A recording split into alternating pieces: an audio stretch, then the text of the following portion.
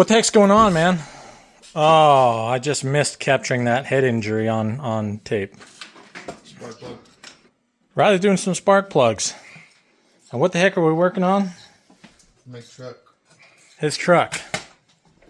Which happens to be a, what is it, a 2015?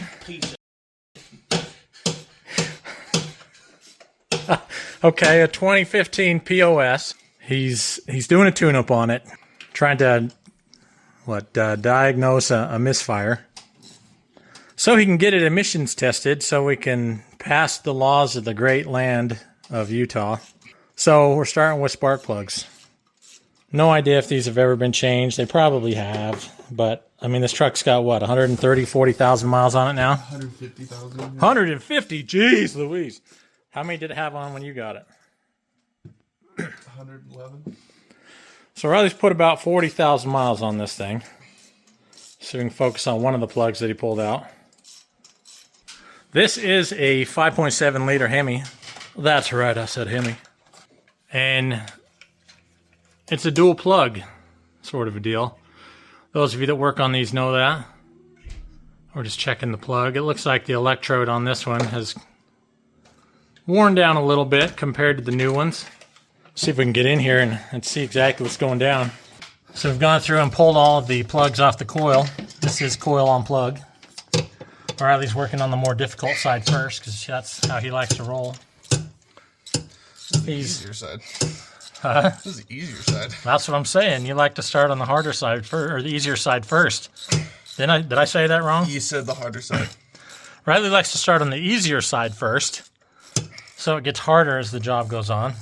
Passenger side is a little bit more accessible. Of course, you have to remove the air inlet hose, air intake hose, and the air filter, all that fun stuff to give yourself some room. And, I mean, there's room here, but there's definitely not as much, so it might be a little bit more of a fight. What do you think about these plugs? Stupid. They're stupid. Stupid.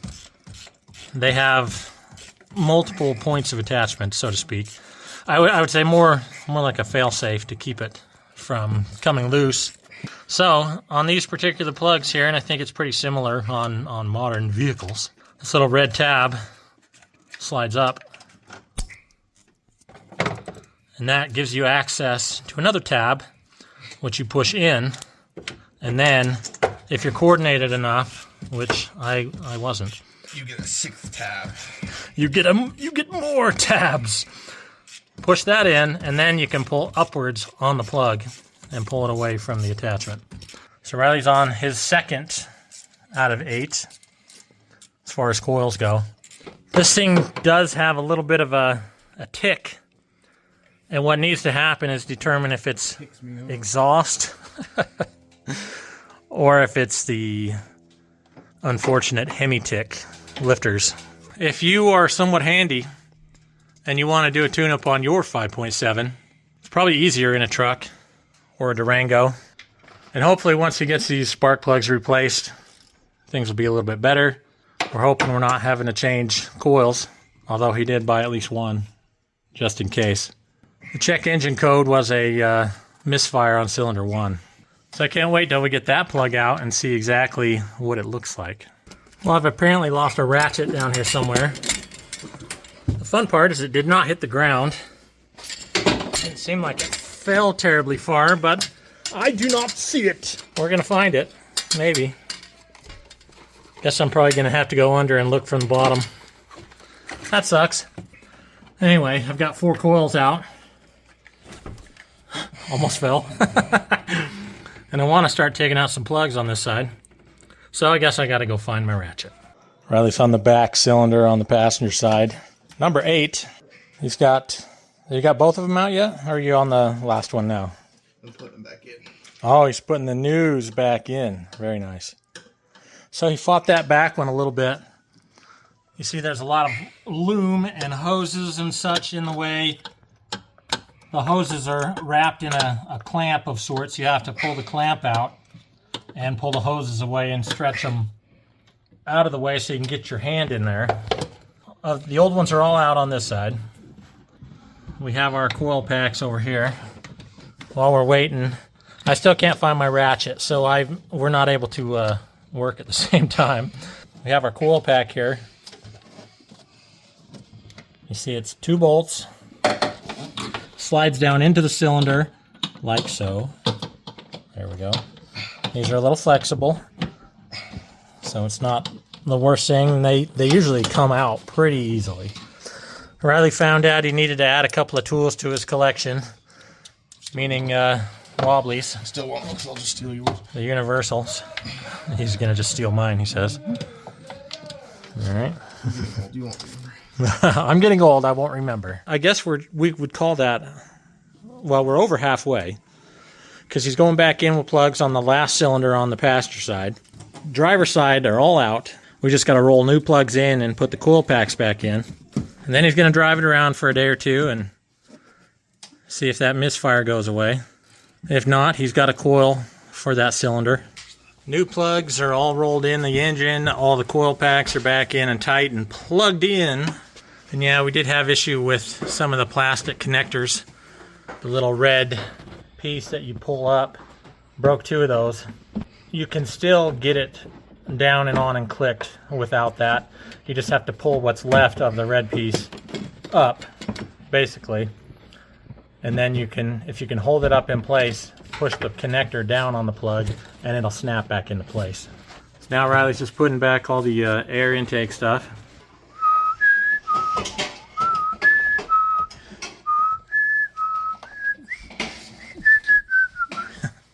Well, it's all back together. Just got to hook your battery cables back up. Life will be good. Yeah, you're okay. You'll hear it. You know all about electricity. That's what's happening there. Would have been a good time to clean those while you had them off, but this is riveting video. Oh, he's connecting the positive battery cable. You positive about that? I'm negative about that. I thought you say neutral. No, Man, I missed the joke. I could have said neutral and it would have been hilarious. Is that what you're telling me?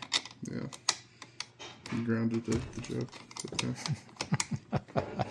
It was short-lived anyways. My humor is just not very sparking. Yeah, it was short-lived anyways, so... Yeah, I think my comedy has a short in it. Bada bing, bada boom. Lights on. Yay.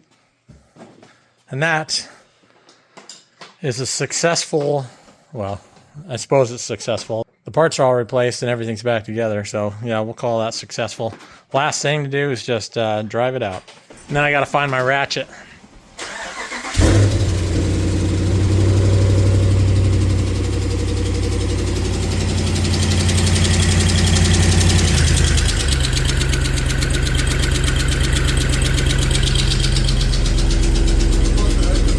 No. Well, it still sounds like it's running on 8 cylinders at least, so that's a good thing. And we just got to put this clip back on. It's on the front one. You sure? Yeah. You know that's where. Yeah, that looks good. Okay. You remember that falling off? I do, and I was gonna grab it. Just didn't say anything. Let's see if I can find my ratchet. Of course, yeah, I'm putting the phone in here to video around. It'll probably find it, but I certainly can't. It completely disappeared. Probably fell into the cylinder. Oh gosh. Yeah, just kidding. It would not fit, but that would be my luck. Well, this does suck. I'm gonna be down a ratchet. Just left it Throwing a ratchet at someone's car. Yeah, it's gonna be a rock chip on somebody's window here in a day or two. Can't get out.